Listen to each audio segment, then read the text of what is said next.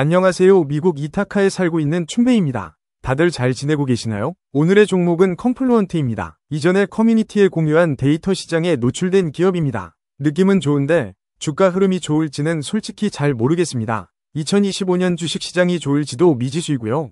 그럼에도 데이터 시대에 잘 편승하는 기업이라는 생각의 기업을 소개하게 됐습니다. 이 기업이 올해의 마지막 기업이자 2025년이 시작을 알리는 기업이 되겠네요.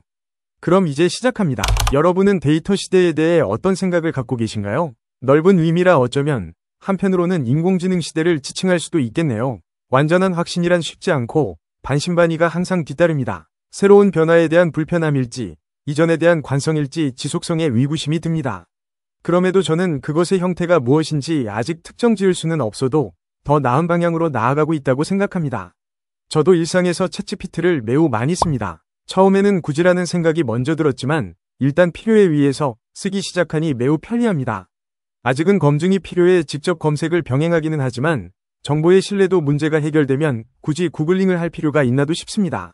여담이지만 퍼플렉시티는 검색 후 정보 제공 방식으로 이런 문제를 해결했죠. 또 생성형 AI나 단순 작업의 시스템화, 합리적인 추론에 위한 예측 등은 이전에 100의 인풋을 했던 일들을 10의 인풋만을 가지고도 결과를 만들게 합니다. 아직은 기술이 만족스러운 수준에 도달하지 못했지만 매 순간 서비스는 나아지고 있다는 게 적어도 저는 체감이 됩니다.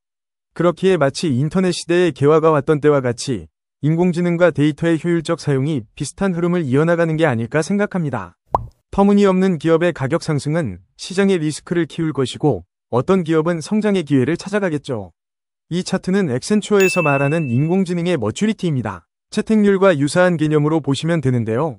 광범위한 테크 분야에서 가장 높고 자동차, 항공우주 순으로 높았습니다. 반면 평균으로 봤을 때 약 35에서 50 이상까지 수치가 상승했습니다. 흐름으로 볼 때 산업 전반에서 사용이 늘어나고 있는 듯합니다. 또 준비하면서 재미있는 차트를 하나 보았습니다. 컴퓨터, 인터넷 산업과 인공지능 산업의 채택률을 시계열로 보여준 내용입니다. 큰 차이점은 인공지능 산업의 채택률은 다른 두 개 산업보다 초기의 채택이 매우 높습니다. 다른 두 개의 산업이 시장에 활용되는데 많은 시간이 소요된 반면에 인공지능은 그 속도가 다르다는 것이죠.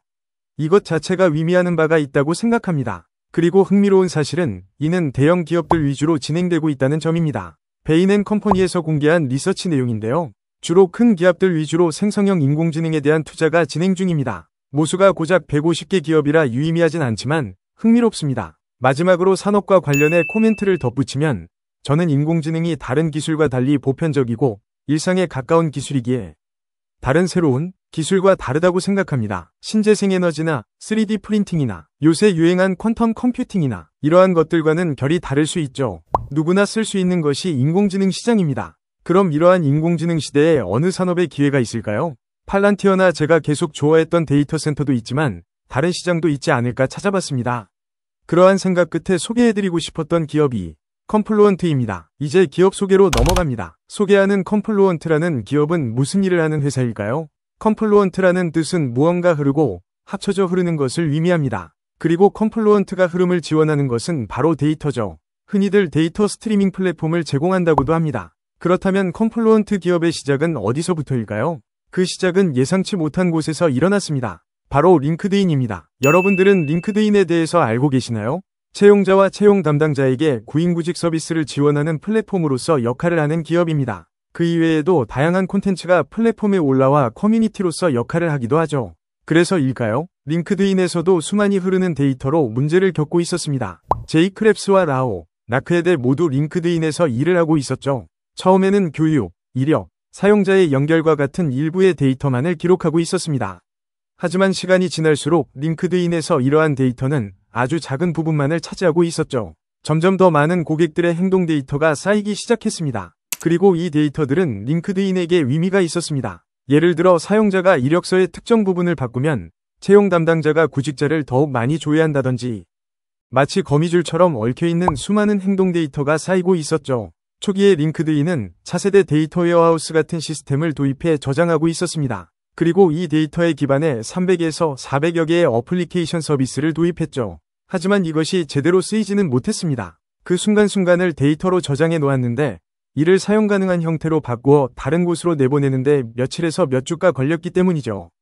또한 한 방향만으로 데이터가 통하는 단일 노드 형태로 시스템이 갖추어져 있었기 때문에 실시간으로 메시징을 처리하지 못했습니다. 이런 문제를 해결하기 위해 링크드인에서 일하던 제이, 라오, 네아 3인방은 카프카라는 실시간으로 데이터 처리가 가능한 플랫폼을 개발하기에 이릅니다. 첫 번째 버전을 만들어내는데 1년의 시간을 썼다고 하죠. 그리고 이를 오픈소스 형태로 배포하게 됩니다. 그로써 많은 기업들이 카프카를 데이터 스트리밍 처리에 이용하게 되죠. 그럼에도 이 셋은 느꼈습니다. 기업들이 편하게 사용하기에는 이 오픈소스만으로는 적합하지 않다는 것을요. 그래서 보안 기능을 포함해 기업 수준에 맞는 서비스를 직접 개발하게 됩니다. 그게 컴플루언트 서비스죠. 빠르게 이야기했지만 처음 회사를 시작하기까지 많은 시간이 흘렀습니다. 2008년 카프카를 처음 만들고 6년이 지난 2014년에 시작한 일이죠. 그로써 시리즈 A로 약 6.9 빌리언 달러를 투자받고 신호탄을 쏩니다. 그때부터 기업은 빠르게 성장하죠. 그 후 2019년 125 밀리언 달러 투자 유치에 성공하고 그 기세를 몰아 2021년 나스닥에 상장을 하게 됩니다. 그로부터 만 3년 이상이 지났겠네요. 지금 컴플루언트는 시가총액이 95억 달러, 하나 약 14조 원에 달합니다. 이제 서비스를 조금만 더 구체적으로 설명해 보겠습니다. 일단 회사가 하는 일은 기존의 데이터베이스가 갖고 있던 단순하고 정적인 구조와 지나치게 복잡하고 정리되지 않은 데이터 흐름에서 발생하던 문제들을 해결하는 것입니다. 원래는 IT 담당자들이 특정 부서에서 요청이 들어올 때 예를 들어 고객의 결제 시간 데이터와 결제 금액 간의 관계를 보고 싶어 세일즈팀에서 IT팀에 요청이 들어옵니다. 그러면 IT팀은 저장되어 있던 결제 시간 정보를 호출하고 결제 금액 데이터도 요청을 받은 시점 기준으로 호출해서 이를 가공하는 거죠. 흔히들 배치 프로세싱이라고 합니다. 마치 회계부서의 연말 정산과 유사했습니다. 그러나 데이터는 실시간으로 변동되고 하나만의 리퀘스트만 있는 것이 아니기에 쉬운 일이 아니죠. 그래서 컴플루언트는 이러한 데이터 흐름의 가운데 섰습니다. 클러스터가 가운데 있고 각 어플리케이션에서 발생하는 데이터를 실시간으로 받고 이를 빠르게 가공해냅니다. 그래서 A 어플리케이션에서 B 어플리케이션의 정보를 이용해서 고객 경험을 개선시키고자 할 때 이를 빠르게 반영시킬 수 있게 되죠. 또한 기업이 커질수록 어플리케이션 하나의 정보가 많아지고 어플리케이션 자체의 숫자도 많아지기에 효용은 더욱 큽니다. 매출을 발생시키는 서비스는 크게 플랫폼과 클라우드, 그리고 일반 서비스로 구분됩니다.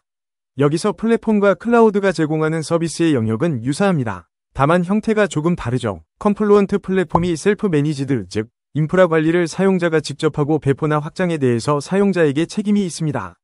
그리고 인프라 운영 비용이 발생하게 되죠. 반면에 클라우드 서비스는 정말 흔히 생각하는 클라우드 서비스처럼 컴플루언트에서 인프라 관리, 보안 관리, 업데이트 등을 지원하게 됩니다. 어찌 보면 둘 다 구독의 형태를 띠고 있지만 가격의 차이가 있기에 맞은 측면에서는 컴플루언트 클라우드가 더욱 유리할 것으로 추정됩니다. 실제로 후에 이야기 드리겠지만 클라우드의 구독 내 비중이 2년에 걸쳐 상승하면서 그로스 프로핏도 5%포인트 증가했습니다. 물론 기존의 플랫폼 판매도 구독 형태이기에 마진이 나쁘진 않았습니다. 또한 기본적인 프라이싱이 있기는 하지만 페이 에즈 유고, 사용한 만큼 가격을 지불하는 시스템이기에 인프라 성격의 매출 발생이 예상됩니다. 또 오픈이 많이 되어 있지 않지만 고부가 가치 성격의 DSP 제품도 판매 중입니다. 이는 클라우드 서비스에 포함되죠. 요약해서 이야기하면 크게 세 가지로 이루어져 있습니다. 첫 번째, 데이터가 모였다가 나가게 되는 카프카. 두 번째, 데이터 거버넌스를 담당하는 스키마 레지스터리가 있죠. 데이터가 적정 퀄리티에 맞는지 검증합니다. 세 번째로 데이터 포털이 있습니다. 잘 정제된 데이터 스트림이 있을 때 이 중에서 어떤 데이터를 활용하는 게 유용한지 포탈로서 기능을 제공하는 것입니다. 결과적으로 수집된 데이터는 카프카에 전달되고 플링크라고 불리우는 서비스에서 실시간으로 분석됩니다. 이는 다시 카프카로 전달되고요. 테이블 플로우 등에 전달돼 시각화됩니다. 이 사진은 컴플루언트에서 DSP에 대해서 소개한 영상인데요. 한번 찾아보시면 좋을 듯합니다. 컴플루언트를 쓰는 산업과 고객은 굉장히 다양합니다. 금융, 기술 분야, 미디어, 레테일까지 넓죠.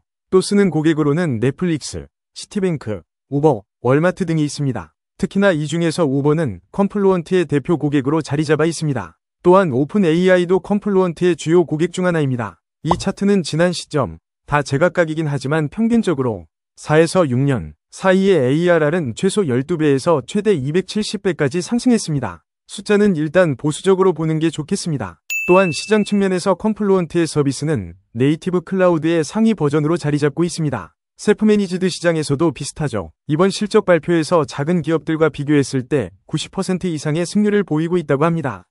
또한 뒤에 이야기하겠지만 이번에 인수를 통해서 BYOC 분야에서도 입지를 강화할 것으로 예상됩니다. 웹스트림이라는 회사를 인수해 모든 포지션을 갖게 됐죠. 시장을 조사하면서 최근에 관심이 많이 가는 데이터브릭과의 차이점에 집중했는데요. 데이터브릭은 데이터 분석과 머신러닝에 초점이 맞추어져 있고 컴플루언트는 데이터 흐름을 관리하는 데 집중한다는 데에서 차이가 있습니다. 실제로 컴플루언트에서 데이터브릭이 DSP 관점에서 연결되어 있습니다. 물론 향후 시장이 겹쳐질 우려가 있긴 하지만 현재의 관점에서는 조금 차이는 있어 보입니다. 자, 이제 실적으로 넘어가 봅시다. 서비스 매출을 제외한 구독 매출은 2018년 이후로 평균 약 66% 상승했습니다. 그리고 최근에는 27%로 성장률이 조금 떨어지긴 했지만 여전히 견조하죠. 앞서 이야기한 클라우드 매출은 성장세가 더 가파릅니다. 최근 성장률 기준으로 약 42%를 기록했습니다. 지역별 매출 기준으로는 미국이 약 60%를 차지하고 나머지 지역이 약 40%입니다. 또한 구독 매출의 비중은 점점 더 높아지고 있습니다. 사실상 구독 매출이 이제는 대다수라고 설명할 수 있겠네요. 또 농갭 기준으로 그로스 마진은 계속해서 상승했습니다. 반면에 영업이익, 순이익, 에비타 모두 적자입니다. 이 부분은 참 아쉽습니다. 요새 시장에 리스크로 노출되기 쉬워 보입니다. 추가로 마켓 스크리너 기준, 유동부채 대비 유동자산 비중을 보여주는 커런트 레이쇼는 2022년 이후 하락 추세이고 반면에 부채 비율은 꾸준히 개선 중입니다. 결론적으로 유동 비율은 안 좋아 이를 개선하는 작업이 순차적으로 진행 중이라 판단됩니다. 또 특이점으로 컴플루언트는 굉장히 많은 금액을 주식 보상으로 지출하고 있습니다. 이는 현금성 비용은 아니지만 그럼에도 순이익을 깎는 주요 이유 중에 하나입니다. 거의 매출의 40% 가까이가 여기에 쓰였으니 주가에 부정적으로 작용하고 있습니다. 다른 기업은 10%도 많은 경우가 있는데요. 기술기업이라는 이유도 있지만 부담스럽게 느껴집니다. 다음은 지난 실적 발표 내용의 주된 포인트만 잡아보겠습니다. 첫 번째, DSP의 매출은 클라우드에 포함되어 있는데요. 클라우드 본연의 성장률보다 더 높은 성장률이 확인되고 있습니다. 플링크, 테이블플로우 같은 모델들이 쓰이기 시작했고 이는 새로운 매출 성장의 동력이 될 것으로 기대됩니다. 구체적으로 소매업체들이 실시간 재고와 가격에 대한 관계를 파악해 정교한 가격을 제공하는 체계를 갖추고 있다고 합니다. 회사는 이렇게 표현합니다. 세 가지 DSP 제품을 살펴보면 이는 모두 S곡선의 초기 단계라고요. 두 번째로 웹스트림 인수에 대한 소식을 전했습니다. 이제 내년이면 본격적으로 실적에 반영되겠죠. 웹스트림은 다른 디스크 아키텍처에 대비해서 5에서 10배 저렴한 가격의 서비스를 제공합니다. 이로써 전체 서비스 영역의 확장이 기대됩니다. 마지막으로 오픈 AI가 플랫폼 사용 증가에 따른 확장을 지원하기 위해 스트리밍 플랫폼의 사용을 확대했다는 소식이 있었습니다. 인공지능의 시대에 더욱 주목을 하게 되는 이유입니다. 끝으로 밸류에이션으로 마무리하겠습니다. 마켓 스크리너 기준 매출 성장률 전망치는 2025년, 2026년 모두 약 21% 상승이 예상됩니다. 그리고 순이익은 계속해서 적자가 예상되죠. 나머지 정보는 신뢰도가 떨어져 보입니다. 그리고 밸류에이션은 PSR로 점검했는데요. 이 측면에서는 그래도 저렴한 편에 속한다고 생각합니다. 매출 성장률은 마켓 스크리너의 숫자를 참고해서 잡은 것이고 각 지표는 시점의 차이로 숫자가 달라졌을 수는 있지만 기본적으로 다른 기업들 대비해서 낮게 느껴집니다. 그러나 앞서 말씀드렸다시피 돈을 단기간 내에 벌 수 있을 것으로 보이지 않습니다. 저는 매출 성장률을 더 높게 예상하고 있는데요. 그 이유는 클라우드 플랫폼의 성장률이 40%대로 더욱 길게 연장될 수 있다고 판단하기 때문입니다. 또 어쩌면 2027에는 매출이 전년 대비 더 늘어날 경우의 수가 나올 수도 있습니다. 그렇게 되면서 전체적인 이익 개선세가 더 빠를 수 있어 보입니다. 그럼에도 불구하고 예상하는 영업이익 시점은 2027년 중순이 되지 않을까 싶습니다. 만약에 이러한 변화가 더욱 빠르게 오려면 앞서 이야기한 주식 보상 비율의 금액을 낮춰야 하지 않을까 합니다. 그러나 현재의 보상 체계를 단기간에 바꾸기는 쉽지 않겠죠. 무튼 장기간으로 봤을 때 기대되는 포인트가 있지만 단기간에 현금 흐름은 좋지 못할 듯합니다. 이 기업에 대한 결론은 각자 내리시면 좋겠습니다. 그럼 오늘의 기업 정보는 여기까지입니다. 최근 미국의 장단기 금리차를 보면 갑자기 위로 고개를 들고 있어 걱정이 많이 됩니다. 안다고 생각하지만 저는 항상 모르겠습니다. 다들 현명한 판단하시길 기대합니다. 그리고 올 한 해도 다들 너무 수고하셨고 한마디로 부족하지만 고맙습니다. 덕분에 저도 즐거운 한 해가 되었습니다. 그럼 모두 해피 뉴 이어 보내세요. 이상 이타카 교포 박춘배였습니다. 사랑해요 여러분.